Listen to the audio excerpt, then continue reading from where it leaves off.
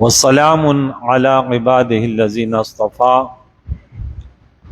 اللہم ربی زدنی علما والحقنی بالصالحین اعوذ باللہ من الشیطان الرجیم بسم اللہ الرحمن الرحیم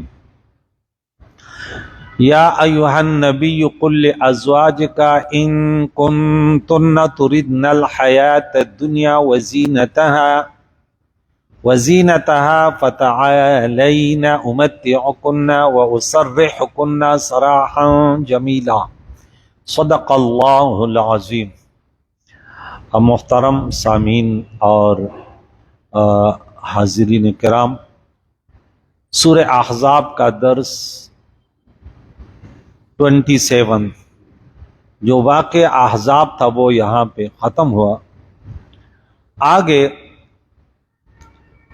جو آیت نمبر 28 سے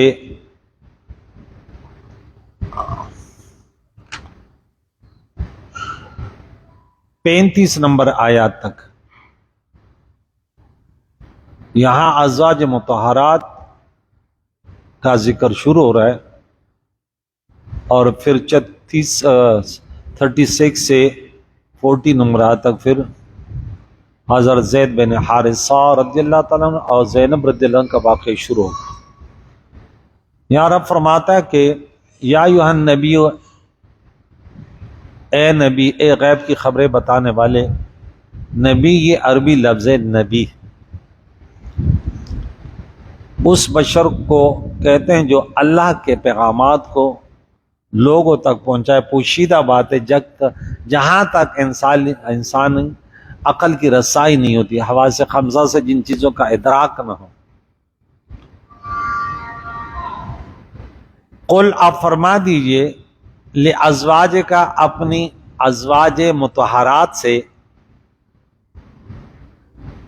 ان کنتن تردن الحیات الدنیا وزینتہا، اگر تم دنیا کی زندگی اور اس کی آرائش چاہتی ہو تو فتعالینا، تو آؤ، امتعکن، میں تمہیں تھوڑا سا فائدہ دیتا ہوں، تھوڑا سا مال دیتا ہوں، وسرحکن سراحا جمیلا، اور اچھی طرح تمہیں آزاد کر دیتا ہوں۔ اس کا شان نزول پیارے آقا دو جہان علیہ الصلوۃ والسلام جب فتوحات ہوئے اور مال کی صحابہ کرام اور ارد گرد میں بہتات ہوا، مال کثرت سے آیا، جنگوں میں بڑے فتوحات، مال غنیمت ہاتھ پر ہے، حالات مدینہ منورہ میں بہتر ہوئے، لوگوں کے آرائش تھوڑے سے بڑھ گئے، زیب و زینت، تو ازواج مطہرات پیارے آقا دو جہان کی بیویوں نے دنیاوی سامان اور خرچ بڑھانے کا مطالبہ کیا کہ ہمارے خرچے میں تھوڑا سا اضافہ فرما دیں۔ پیارے آقا دو جہان علیہ الصلوۃ والسلام پر یہ بات بڑی گراں گزری، یہ بات آقا دو جہان کو پسند نہ تھی، کیونکہ پیارے آقا دو جہان کے گھر زہد و قناعت کا گھر تھا۔ یہ دنیا کو، قیامت تک آنے والوں کو بتانا تھا کہ اللہ کی بندگی میں قناعت سب سے بڑی دولت ہے۔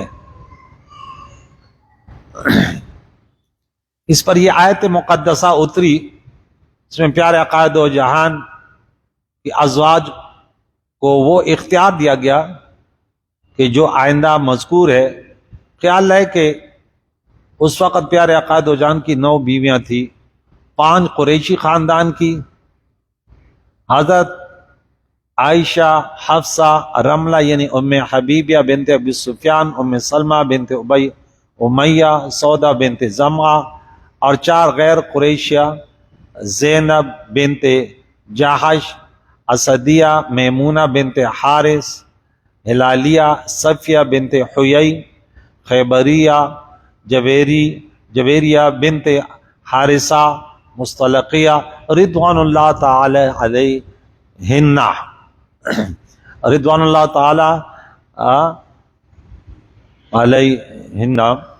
تو یعنی اگر یہاں فرمایا کہ اگر تم یہ چاہتے ہو تو میں تمہیں امتی و کنہ، آگے فرمایا اور دنیا کی آرائش و زیبائش، یعنی اگر تم دنیا عیش و آرام چاہتی ہو تو مجھے سے طلاق لو، اور اگر اللہ اور رسول سے قرب چاہتی ہو تو ہمارے ہاں کی تنگی اور یہ غربت اسی پر راضی ہو، قناعت و صبر اختیار کرو۔ تو اس سے دو مسئلے معلوم ہوئے، ایک یہ کہ عورت کو طلاق کا اختیار دینا طلاق نہیں ہے، کہ کوئی مرد اپنے بیوی کو کہتے میں تمہیں طلاق کا اختیار دیتا، وہ کہتا ہے میں نے اپنے آپ کو اختیار کر لیا، میں نے طلاق کو اختیار کر لیا تو طلاق بڑھ جائے گا، لیکن صرف طلاق کے اختیار سے طلاق نہیں، جب تک وہ طلاق اختیار نہ کرے۔ دوسری یہ کہ جس عورت کو خلوت سیاح کے بعد طلاق دی جائے اسے ایک جوڑا دینا، ایک کپڑوں کا ایک سوٹ، یہ مستحب ہے، جو کہ ہم سورہ بقرہ پارہ نمبر 2 آیت نمبر 241 میں پڑھ چکے کہ وہ عورت مرد کے ساتھ رہ چکی ہو، سب کچھ ہوا ہو، پھر طلاق دے رہے ہیں، پھر اس کو آزادی کے بعد ایک جوڑا، ان کے ساتھ ایک اچھا سلوک، یہ نہیں کہ بس طلاق ہو گیا تو اس کے دشمن ایک دوسرے کے دشمن، پھر زندگی بھر ان کی دشمنی چلتی رہے، یہ خلاف شریعت ہے۔ رب فرماتے کہ نہیں، پھر بھی ولا آپس میں احسان کرنا نہ بھولو، کہ ہم نے ایک وقت تو ساتھ گزارا تھا، اور اگر خلوت نہیں ہوئی، مہر مقرر نہیں ہوا اور طلاق دے دی گئی، تو یہ آیت نمبر سورہ بقرہ میں آیت 200 وہ 241، اور یہ پہلے یہ بات ہو چکی تھی 236 نمبر پر، پھر اس کو ایک سوٹ دینا واجب ہے، لیکن اس کے لیے پھر مہر نہیں ہوتا، جس کے لیے مہر مقرر نہیں ہوا، مہر مقرر ہوا تو پھر آدھا مہر ملتا ہے۔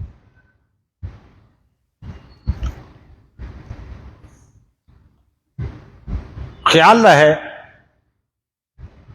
کہ جس عورت کو پیارے آقا دو جہان قبل زفاف طلاق دے دی، وہ دوسری جگہ نکاح کر سکتی ہے، جیسے امیمہ جونیہ کہ اس نے دوسرے سے نکاح کیا، مگر جو شرف تقرب سے مشرف ہوئیں وہ نکاح نہیں کر سکتی، مگر تحقیق یہ ہے کہ جو بیویاں پیارے آقا دو جان کے پردہ فرمانے کے بعد رہ جائیں وہ دوسرے سے نکاح نہیں کر سکتی، مطلقہ کر سکتی ہیں۔ رب فرماتا ہے وَلَا أَن تَنْكِحُوا أَزْوَاجَهُ مِن بَعْدِ، سورہ احزاب ابھی آگے آ رہا ہے 53 نمبر آیت میں یہ واقعہ آ رہا ہے۔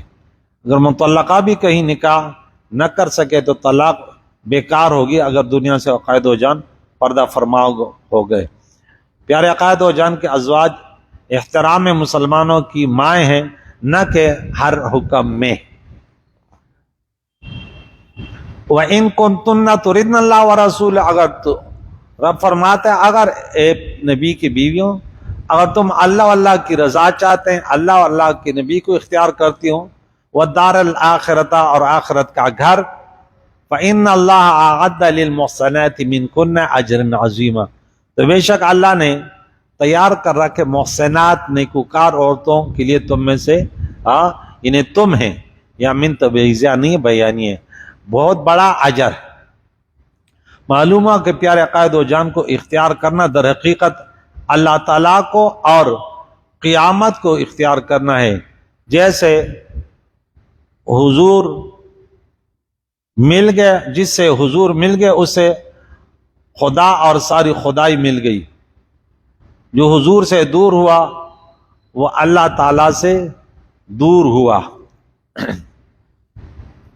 من کنہ میں جو یہ لفظ ہے کہ اعد للمحصنات، محسنات، ایک ہے محسنات صاد سے، ایک ہے محسنات، وہاں 5ویں پارے میں ہم پڑھ چکے ہیں، والمحصنات وہ 5ویں پارے کی پہلی آیت تھی، سورہ نساء کی 24 نمبر آیت تھی، تو وہاں مانا تھا اور تم پر حرام ہے وہ عورتیں جو دوسروں کے نکاح میں ہیں، سوائے لونڈیوں کے، سوائے الا ما ملکت ایمان۔ تو محسنات شادی شدہ عورتیں، محسنات پاک دامن عورتیں، یا محسنات سین سے نیکیاں کرنے والی، محسنین مردوں کے لیے آتا ہے محسنین۔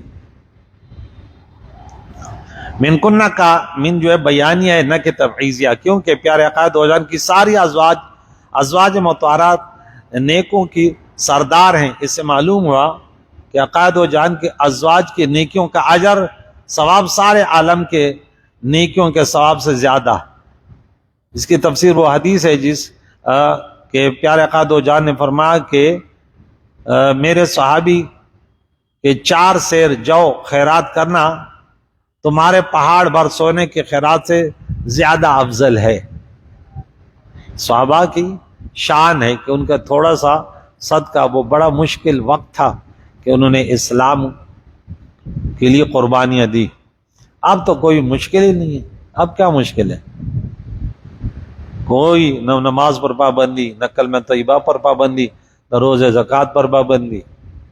باقاعدہ لوگ خود جو ہے نا وہ اسلام کی تعلیمات سے پھر رہے ہیں، لیکن کوئی پابندی نہیں ہے۔ یا نساء النبی، یہاں سے اللہ فرماتے کہ اے نبی کی گھر والیوں، مخاطب کر کے فرمایا من یات منکن بفاحشۃ مبینہ، جو تم میں صریح حیا کے خلاف کوئی فعل کا جرت کرے، تم میں سے خلاف شرع فاحشہ، یہاں فاحشہ مبینہ سے مراد خاوند کے نافرمانی ہے، کیونکہ الفاحشہ ایک ہے فاحشہ اور ایک ہے الفاحشہ، ایک ہے نکرہ اور ایک ہے معرفہ۔ تو فاحشہ جو نکرہ ہے وہ مطلق نافرمانی ہے، اور الفاحشہ سے مراد بدکاری بے حیائی ہے، اور نکرہ سے عام برائی۔ یضاعف لها العذاب ضعفین، اس پر اوروں سے دونا عذاب ہوگا۔ سے معلوم ہوا کہ حضور علیہ السلام کی بیویاں تمام جہان کے عورتوں سے افضل ہے، کیونکہ سزا کا دگنا اس لیے کہ ان پر اللہ کی نعمتیں سب سے زیادہ، اور عتاب ایسا ہے جیسے رب تعالیٰ نے میثاق کے دن انبیاء کرام سے فرمایا کہ اس نبی علیہ السلام جب بھی یہ جلوگر ہو، سورہ آل عمران میں آیت نمبر 82 میں، تو ان پر ایمان لانا، ان کی توقیر، ان کی عزت، ان کی مدد، اور اگر کوئی پھر گیا تو فَأُولَٰئِکَ هُمُ الْفَاسِقُونَ۔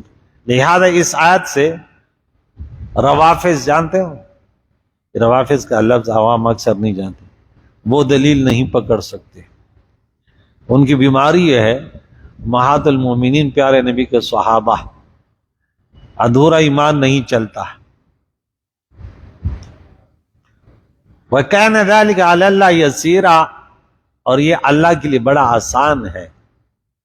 معلوم ہوا کہ بڑے مرتبے والوں کی جرم پر سزا زیادہ ہوتی ہے، کیونکہ ان پر رب کا احسان زیادہ ہے۔ لہذا علماء سادات کرام برے اعمال سے زیادہ کوشش کرے بچنے کی، یہ نہیں کہ بس میں تو اہل بیت ہوں تو اب جو بھی کروں۔ آج کل ہوتا نہیں ہے پیر کا بیٹا یہ فلاں ہے، تو وہ پھر نماز پڑھنے نہیں آتے نا، تھوڑا سا پیسہ آ گیا تو کہتے ہیں یہ غریب لوگ نماز پڑھے، ہم تو پیسے والے آ گئے، اب ان کو گارڈ کی ضرورت پڑ گئی۔ اور سورہ احزاب کی 21 نمبر آیت نہیں پڑھتے لَقَدْ كَانَ لَكُمْ فِي رَسُولِ اللَّهِ أُسْوَةٌ حَسَنَةٌ، اللہ کی بندگی میں آپ کسی کو تکلیف نہیں دے رہے، آپ ڈاکو نہیں ہیں، چور نہیں ہیں، توکل اللہ، پھر لوگوں کی بھلائی کے لیے رات دن سوچ رہے ہو۔ وَمَن يَقْنُتْ مِنكُنَّ لِلَّهِ وَرَسُولِهِ، اور جو تم میں سے، یہاں بھی من تبعیضیہ نہیں بیانیہ ہے، اللہ کے رسول کی فرمان برداری کرے، یعنی تم اللہ رسول کی فرمان برداری کرتی ہو مگر اس پر قائم رہو۔ یہاں بھی کہا کہ کرے، یعنی تم کرتی ہو لیکن استقامت اپناؤ۔ من کنہ کا من بیانیہ ہے کہ بعضیت کا نہیں ہے، کیونکہ پیارے آقا دو جہان کی تمام بیویاں اللہ رسول کی فرمان بردار ہیں۔ معلوم ہوا کہ حضور علیہ السلام کی اطاعت اللہ کی اطاعت ہے۔ وَتَعْمَلْ صَالِحًا، اور نیک عمل کرے نُؤْتِهَا أَجْرَهَا مرتين، ہم اسے اور اسے دوگنا اجر دیں گے۔ اس طرح کہ جس نیکی کا ثواب دوسروں کو، جیسے بیت اللہ میں 1 لاکھ ہے تو ان کو 2 لاکھ ملے گا، مدینہ منورہ میں اگر 50,000 ہے تو ازواج مطہرات کو 1 لاکھ ملے گا۔ اس لیے کہ ایک حصہ اجر تو اطاعت و تقوی کا، اور دوسرا حصہ ثواب پیارے عقائد و جان کی خوشنودی مزاج کا جو تم کو میسر ہے، دوسروں کو نہیں۔ سے معلوم ہوا کہ پیارے عقائد و جان کے ازواج اس حکم میں حضور کی اولاد سے افضل ہیں، کیونکہ ان کا اجر عملی اولاد سے بھی دوگنا ہے۔ سمجھ گئے یہ بات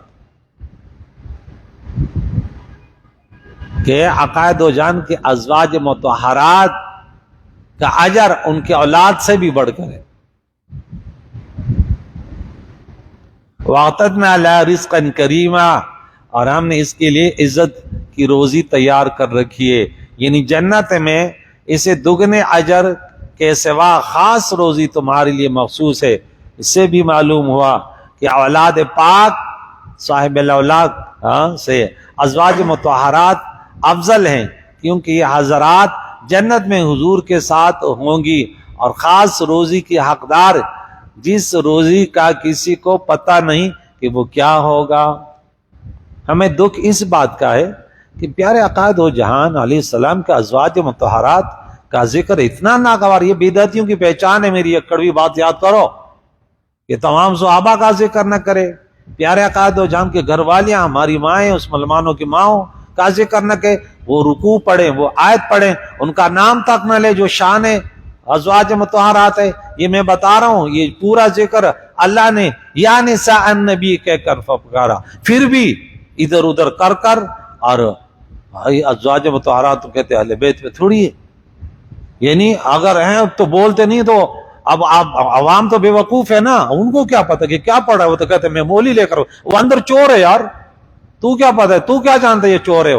وہ تو اس کے لیے سنیوں کے ممبروں پر بیٹھنے والوں، اتنی تمہیں جو ہے نا منافقت کی بیماری لگی ہوئی ہے۔ اب یہ دیکھیں میں پورا وہ چلا رہا ہوں۔ پھر فرمایا یا نساء النبی،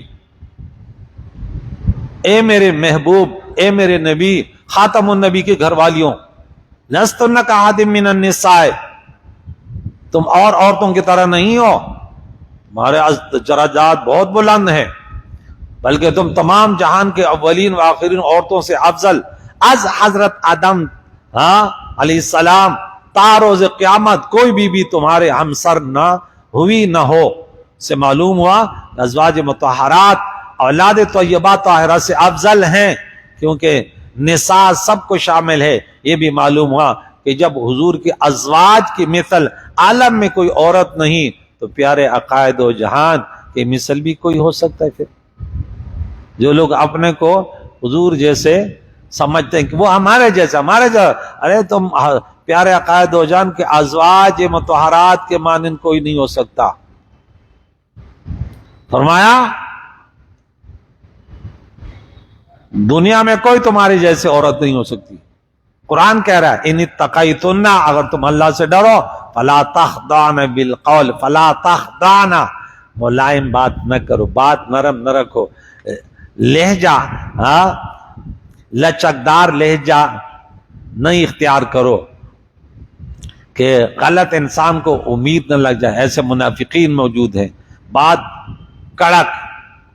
یہاں اگر فرمانا یہ جو ہے انی تقیتن، اگر تم تقوی اختیار کرو گے، تو یہ اگر جو ہے یہ شک کے لیے نہیں ہے، بلکہ مضمون کی اہمیت بیان کرنے کے لیے، جیسے باپ فرمان بردار بیٹے کو کہے کہ اگر تو میرا بیٹا ہے تو یوں کرنا یوں کرنا، تو اس میں کون سا شک ہے؟ یہ بھی ان کا رد ہے، غلط لوگوں کے نظریے رکھنے والے کا۔ فَيَطْمَعَ الَّذِي فِي قَلْبِهِ مَرَضٌ، تو اس کے دل میں جو غلط امید نہ رکھ بیٹھے کوئی، جن کے دل میں بیماری ہے، وَقُلْنَا قَوْلًا مَعْرُوفًا، اور اچھی بات کہو۔ اسے 3 مسئلے معلوم، ایک یہ کہ بوقت ضرورت ان ازواج مطہرات کو مردوں سے گفتگو کرنے کی اجازت تھی۔ دوسری یہ کہ اگرچہ وہ تمام مسلمانوں کی مائیں ہیں لیکن پھر بھی انہیں حکم دیا گیا کہ پس پردہ گفتگو کریں، بات لچکدار لہجے، نزاکت والی لہجہ وہ نہ اختیار کرے، کھری بات کرے۔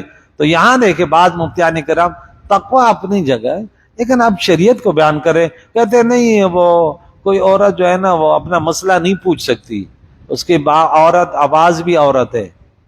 بھائی ضرورت کے وقت عورت تھوڑی ہے، یہ قرآن سے پوچھو نا۔ ٹھیک ہے ہم بھی کہتے ہیں بیان نہ کرے، اذان نہ کرے، خطبہ نہ دے، منع ہے، لیکن اپنا اگر کوئی سوال کرے بولے نہیں سوال نہیں کر سکتی، یعنی یہ افراط اور تفریط کا عالم ہے۔ ایک طرف تو عورتیں جو ہے نا تنگ پاجامے میں پتہ نہیں کہاں کہاں کے گھومتی رہتی ہے، بالکل آزادی کہ لگتا بھی نہیں کہ یہ بھی مسلمان گھرانے میں پیدا ہوئی یا بڑی ہوئی، اور دوسری طرف اتنی سختی، مولوی کو دیکھو تو بولتے نہیں یہ تو کوئی سوال نہیں پوچھ سکتی، پتہ نہیں کہاں سے کہاں تک دین کو لے گئے۔ قرآن پڑھ رہا ہے کہ ازواج مطہرات رضوان اللہ تعالی علیہن، رضوان اللہ تعالی علیہن یا منہن، وہ تو اللہ حکم فرماتے کہ نہیں بات کھری، گھر میں ہے کوئی نہیں ہے بس، یہ نہیں بھائی تو کوئی بات نہیں، اگر کوئی بات دروازہ کھٹکھٹاتا رہے دروازہ ٹوٹ جائے، نہیں تو نے بات نہیں کری، کیوں کمانا ہے، کیوں فلاں پیر نے بولا ہے۔ بھائی پیر شریعت ہے، یہ قرآن پاک اور حدیث مبارکہ شریعت ہے، تو اس لیے تم درس میں بیٹھو گے تمہیں پتہ چل جائے گا۔ ایک بوقت ضرورت جو باپردہ عورت کمزور ہیں، وہ ان کا کوئی کمانے کا ذریعہ نہیں، اس کے لیے تو کمانے کی بھی اجازت ہے۔ اب ایک جو ہے نا دین کو ادھر وہ جو ہے نا والدہ گھر میں نہیں تھی تو بچوں نے بلی کے بچے کو جو ہے نا وہ دھو لیا، پھر جو ہے نا وہ نچوڑ رہے تھے، ایک ادھر کھینچ رہے ایک ادھر کھینچ رہے تو مار دیا۔ تو دین کو ایسے نہیں بناؤ، ٹھیک ہے ایک عالم ہے وہ تقویدار ہے، پرہیزگار ہے، اس میں بڑے کمزور لوگ بھی ہیں انہیں ضرورت پڑتی ہے، اب نہیں بھائی یہ فلاں۔ اللہ تعالیٰ سمجھنے کی توفیق عطا فرمائے۔ انشاءاللہ یہاں سے کل مزید وَقَرْنَ فِي بُيُوتِكُنَّ، تمام ہماری ماں بہنوں کو جنہوں نے کلمہ پڑھا اور جن کا عقیدہ ہے کہ قبر میں ہم سوالات کے جوابات دیں گے، جن کا عقیدہ ہے کہ نیک لوگوں کے لیے مرد ہو یا عورت ہو ان کی قبر جنت کا باغیچہ ہوگا، تو ہم ان عورتوں اپنی ماں بہنوں کو کہہ دیں کہ پردہ بھی شریعت مطہرہ کا تم پر ایک عبادت کی ایک صورت ہے۔ جب ازواج مطہرات جیسے کوئی نہیں ہے ان کے لیے جب پردے کا حکم ہے تو پردہ کرنا لازمی ہے، ضروری ہے، نہ کرنے میں بڑی خرابیاں ہیں ان کے، اور یہ متعدی بیماری ہے، ان سے بدکاری کے دروازے کھولتے ہیں، اسے گھروں میں جو ہے نا بڑے بڑے فسادات آتے ہیں، اور اس کے گھر کے بڑے پر بھی بہت بڑا گناہ ہے کہ اپنے گھر والیوں کو پردہ کیوں نہیں کرواتے، کیونکہ ہمارے ماحول خراب ہو رہے ہیں۔ اب جیسے ماحول ہو گیا، کوئی بچہ جوان ہوا اسی میں ان کی بہن جوان ہوئی، اب وہ کہتے ہم تو بے پردگی کے ماحول میں، پھر وہ جب مسجد میں سنتا ہے تو کہتے یہ پردہ کون سی چیز ہے، پھر کچھ ایسے بدبخت جہنمی ہیں وہ کہتے ہیں پردہ تو یہ تو جہالت ہے، یعنی اس نے دین کا انکار کر دیا، مرتد ہو گیا۔ یہ قرآن پاک میں ہے، انشاءاللہ اس پر گفتگو کریں۔ اللہ تعالیٰ سے دعا ہے کہ ہمیں قرآن پاک کو سن کر پھر اسی کے مطابق عقیدہ بننے کے اپنا عقیدہ بنائیں، عمل کی بھی کوشش کریں، اگر عمل نہ ہو سکے تو اس گناہ پر عمل کے جیسے پردہ ہے کوئی عورت نہ کیا اس نے تو کم از کم وہ توبہ تو کرے نا، ایسے نہیں کہ اس نے عقیدہ بنایا کہ جب شوہر مرے گا تو پھر میں 4 مہینے 10 دن پردہ کروں گی۔ میں نے بولا یہ بھی پتہ نہیں کہاں سے یہ گمراہی پھیلی ہوئی ہے، پہلے فوت ہو گئی تو پھر تو گئی، اس نے پوری زندگی پردہ نہیں کیا، ہاں لیکن وہ بھی گناہگار، یہ اس سے بھی زیادہ گناہگار۔ میں نے وہ عدت اور سو گئے 2 چیزیں تو اس پر ہیں، دو چیزیں ہیں، عدت بھی ہے اور سوگ بھی ہے. اور نماز اور روزہ اور پردہ یہ تو پہلے سے ہے نا، ان کا ان سے تعلق نہیں ہے. اس میں صرف عدت اور سوگ ہے بس. بھائی دوسری چیزیں تو پہلے سے تھی نا، پردہ پہلے سے تھا، نماز پردہ. اب وہ کہتے ہیں نہیں، نماز روزہ اور پردہ ان 4 مہینوں میں، یہ تو دین ہی نہیں ہوا نا، یہ تو دین ہی نہیں ہوا. دینوں کو بھی انہوں نے بگاڑ دیا. ایک انسان نہیں کر رہا، وہ کہتے ہیں میں گناہگار ہوں، نماز نہیں پڑھا. دوسرا کہتے ہیں نہیں، میں تو نماز تب پڑھوں گا جب میرے ابو کا سویم ہوگا. ہاں، جب مسجد میں آؤں گا جس دن اس کا سویم ہوگا. ٹھیک ہے، ہم سویم مانتے، چالیسواں مانتے، لیکن اس طرح تھوڑی مانتے کہ فرق مراتب نہ کو ہم کہہ دیے تو زندیق ہے. یہ کون سا سویم وغیرہ کر رہا ہے؟ تو کون ہے؟ وہ لے کہ محلے میں رہتا ہوں، کبھی نماز پڑھنے نہیں ہے. ہاں وہ میں نماز میں بڑا سست ہوں. آج کیسے آئے؟ ابو کا سویم تھا نا. کیا تو کیا یہ فرض نماز سے آگے تھا؟ نہیں. پھر لوگ کیا بولیں گے؟ سویم میں نہیں بیٹھا تو دین کو ہی ختم کر دیا، بات ختم ہو گئی. اب ان کو تمیز ہی نہیں ہے کہ بھئی یہ باتیں مت بھئی واجب ہے نا، ضروری ہے، عدت ضروری ہے. اس دوران یہ 4 مہینے اس کا، یعنی اگر عدت نہیں گزارے گی تو یہ گناہ کبیرہ ہے. لیکن یہ نہیں، آپ بعض یہ کہتے ہیں کہ نہیں وہ عدت میں بیٹھے گی، دوسرے دن بیٹھی ہے. بھائی جس گھڑی، جس لمحہ شوہر کا انتقال ہو، اسی لمحے، اسی منٹ، اسی سیکنڈ پہ عدت شروع ہو گئی. ہمارے یہاں ایک نمازی ہے تو اس کی سالی کا شوہر مر گیا، تو وہ کہتے وہ 2 دن اس نے پردہ نہیں کیا. کل اس نے بولا کہ میں کل سے عدت میں بیٹھوں گی. تو میں نے بولا پہلے پردہ کر. نہیں کہتے اس کو میں نے بڑا کیا تھا، اس کی میں نے سب شادی بھی میں نے کروائی تھی. لیکن آپ سے نے بولا کہ اب 4 مہینے جو ہے میرے گھر میں رہے گی، پہلے بھی رہتی تھی، لیکن 4 مہینے اور 10 دن وہ پردہ کرے گی، پھر اس کے بعد. تو میں نے بولا تو نے کون سا کلمہ پڑھا ہے؟ ہاں، تو مجھے تو ان چیزوں پر غصہ آتا ہے نا کہ تو کون سا مسلمان ہے؟ یہ کون سا مسلمان؟ سالی کو بڑا کیا، اس کا نکاح کروایا، وہ رہتی پھر اس کا شوہر کا انتقال. اب جو ہے نا کل سے وہ بیٹھی کی عدت میں، تو 4 مہینے 10 دن پردہ کریں گے ہم. پھر اس کے بعد جو ہے نا کہتے وہ مجھ سے گلے ملی، اس کا شوہر انتقال کر گیا. لیکن انہوں نے بولا کہ نہیں، کل سے جو ہے نا، کہتے میں نے بچی کی طرح وہ بڑا کیا تھا. تو اب ان مسلمانوں کو اب کون سمجھائے؟ نہ درس کے قریب آئیں گے. اور ہمارے جو سے مولوی کو دیکھتے تو کہتے یہی مولوی، کوئی کہتے یہ فلاں ہے، کوئی کہتے محلے میں وہ گھوم رہے ہیں کہ دیکھو اس مولوی سے ہوشیار رہو، یہ تو کچھ عجیب سے باتیں کرتا رہتا ہے. ہاں، یہ تو کبھی کہتے کالے کپڑے نہیں پہنو 10 محرم تک، کبھی کہتے نہیں چولہا بھی جلاؤ 10 محرم تک، اور کبھی کہتے کہ نہیں یہ نہیں کرو. بھائی تو میں کہتا ہوں ہندوؤں کے طریقے نہیں کرو شادیوں میں، ہاں، اور دوسروں بدعتیوں کے طریقے نہیں. ہم اہل سنت و جماعت، ہمارے اپنے معمولات ہیں. ہم اہل بیت، ہم سے زیادہ کوئی اہل بیت کو ماننے والا نہیں ہے.